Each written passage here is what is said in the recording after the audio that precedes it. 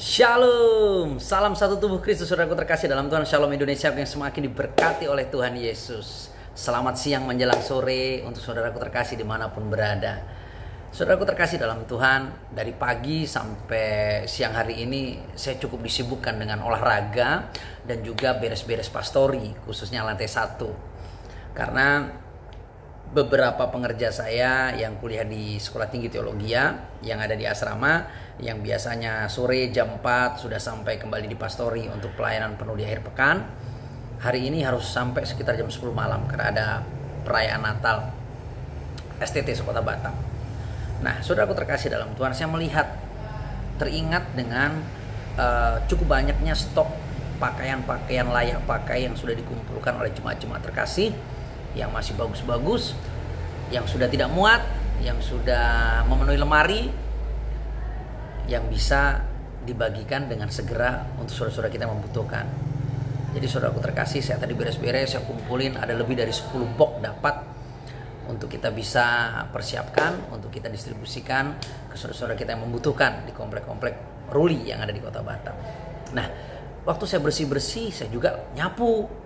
Bukan hanya mempersiapkan repack pakaian-pakaian layak pakai untuk didistribusikan menjadi berkat, tapi juga saya nyapu, saya ngepel. Dan saudaraku, selesai nyapu ngepel masih cukup panas. Ini leyeh-leyeh judulnya ya kan, leyeh-leyeh sambil kipas-kipas.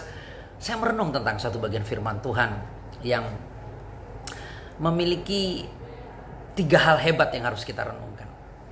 Saya renungkan tentang bagaimana ketaatan mutlak, bagaimana taat kepada Tuhan dan harus berani mengabaikan perasaan manusia. Karena di saat kita mulai memikirkan perasaan manusia, maka kita akan gagal mutlak taat kepada Tuhan. Karena kita mulai melihat kepentingan manusianya, bukan kepentingan Tuhannya. Yang kedua, berbicara tentang ketaatan manusia yang akhirnya nekat yang akhirnya menghasilkan mukjizat. Nah, firman-Nya tertulis dalam 1 Raja-Raja pasal 17. Yuk kita baca sama-sama. Saya bacakan buat seluruh kita semua untuk kita renungkan bersama-sama. Dalam kitab 1 Raja-Raja pasal 17, firman Tuhan berkata begini, saudaraku terkasih dalam Tuhan. Judul perikopnya adalah Elia dan janda di Sarfat. Ayat 7, tetapi sesudah beberapa waktu sungai itu menjadi kering sebab hujan tiada turun di negeri itu. 8, maka datanglah firman Tuhan kepada Elia. 9, bersiaplah pergi ke Sarfat yang termasuk wilayah Sidon, dan diamlah di sana. Ketahuilah aku telah memberitakan seorang janda untuk memberi engkau makan. Sesudah itu ia bersiap lalu pergi ke Sarfat. Setelah ia sampai ke pintu gerbang kota itu, tampaklah di sana seorang janda sedang mengumpulkan kayu api. Ia berseru kepada perempuan itu, katanya, cobalah ambil bagiku sedikit air dalam kendi supaya aku minum. 11, ketika perempuan itu pergi mengambilnya, ia berseru lagi, cobalah ambil juga bagiku sepotong roti. 12, perempuan itu menjawab, demi Tuhan Allahmu yang hidup, sesungguhnya tidak ada roti padaku sedikit pun kecuali segenggam tepung dalam tempayan dan sedikit minyak dalam buli-buli. Dan sekarang aku sedang mengumpulkan 2-3 potong kayu api, kemudian aku mau pulang dan mengolahnya bagiku dan bagi anakku, dan setelah kami memakannya maka kami akan mati. 13, tetapi Elia berkata kepadanya, janganlah takut, pulanglah, buatlah seperti yang kau katakan, tetapi buatlah lebih dahulu bagiku sepotong roti bundar kecil daripadanya, dan bawalah kepadaku, kemudian barulah kau buat bagimu dan bagi anakmu. 14, sebab beginilah firman Tuhan Allah Israel, tepung dalam tempayan itu tidak akan habis, dan minyak dalam buli-buli itu pun tidak akan berkurang, sampai pada waktu Tuhan memberi hujan ke atas muka bumi. 15, lalu pergilah perempuan itu dan berbuat seperti yang dikatakan Elia. Maka perempuan itu dan dia serta anak perempuan itu mendapat makan beberapa waktu lamanya. Tepung dalam tempayan itu tidak habis, dan minyak dalam buli-buli itu tidak berkurang, seperti firman Tuhan yang diucapkannya dengan perantaraan Elia. Amin. Jadi saudaraku, jika kita melihat perikop ini, sepertinya Elia ini orang yang kejam banget gitu loh. Tapi dia harus taat kepada Tuhan di sisi lain. Waktu itu kondisi Israel sedang mengalami kekeringan yang luar biasa. Total masa kemarau yang dialami oleh Israel 3,6 tahun. Jadi Israel mengalami kekeringan yang luar biasa. Tanaman gagal, kering kerontang, dan kelaparan ada di mana-mana. Di tengah-tengah kondisi seperti itu, dan di tengah-tengah kelelahan Elia sebagai seorang hamba Tuhan, Tuhan memerintahkan Elia untuk pergi ke Sarfat. Dan dia harus pergi ke Sarfat hanya untuk makan. Makan di tengah-tengah keluarga yang memiliki stok makanan terakhir. Tidak ada roti, yang ada hanya segenggam tepung dan sedikit minyak dalam buli-buli. Dia olah, dia makan bersama anaknya, dikatakan setelah itu mati. Sepertinya Elia nggak punya empati. Sepertinya Elia nggak punya kasih sayang. Terlebih Tuhan, kok tega banget ya? Sudah tahu itu last stoknya, tapi harus diberikan kepada orang lain. Tapi kita melihat ada suatu reaksi hebat dari seorang janda itu. Waktu Elia menyampaikan pesan firman Tuhan bahwa dia harus makan di rumah janda itu, walaupun itu adalah last stock, hanya segenggam tepung, sedikit minyak dalam buli-buli, harus diolah dan harus diberikan dulu kepada Elia. Janda itu tak melakukan dengan ketaatan. Dalam konteks ini kalau kita melihat secara manusia, ini Elia ini jahat, tega banget. Sudah tahu itu makanan terakhir masih diminta, harus dimakan. Tapi ingat, Elia harus taat kepada kehendak Tuhan Allah, dan dia harus melakukan itu. Karena apa? Karena untuk menyelamatkan janda dan anaknya. Karena fakta selanjutnya yang terjadi adalah di saat Elia menyampaikan perintah Tuhan Allah kepada janda itu taat.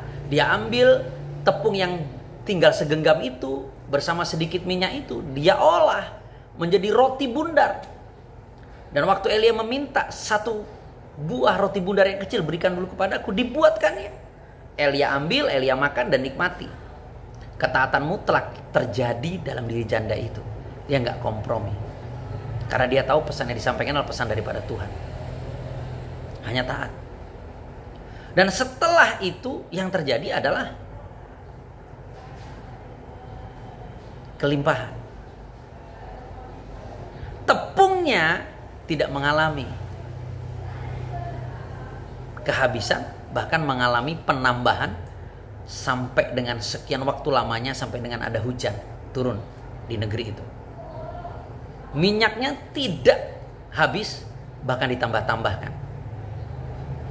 Sampai dengan buli-buli itu melimpah dengan minyak, sampai dengan masa menabur dan menuai berikutnya. Kita melihat, saudaraku, ada ketaatan mutlak dari Elia untuk menyampaikan pesan Tuhan, walaupun itu terlihat kejam. Karena itu adalah last stok terakhir makanan milik janda dan anaknya. Tapi kita lihat reaksi yang hebat adalah ketaatan dari janda itu. Dia buat roti itu dan berikan kepada Elia dengan ketaatan mutlak. Nekat dia percaya. Dan yang terjadi adalah kelimpahan. Mukjizat yang tidak pernah dia bayangkan, dia lakukan. Ketaatan dari sebuah perintah itu dengan sungguh-sungguh, walaupun dia sempat bertanya dan sempat menyampaikan isi hatinya bahwa dia akan mati dengan anaknya setelah roti itu habis. Tapi hasil endingnya, Tuhan tidak biarkan dia kekurangan. Jadi saudaraku, ternyata yang diperlukan dalam kehidupan kita sebagai orang percaya,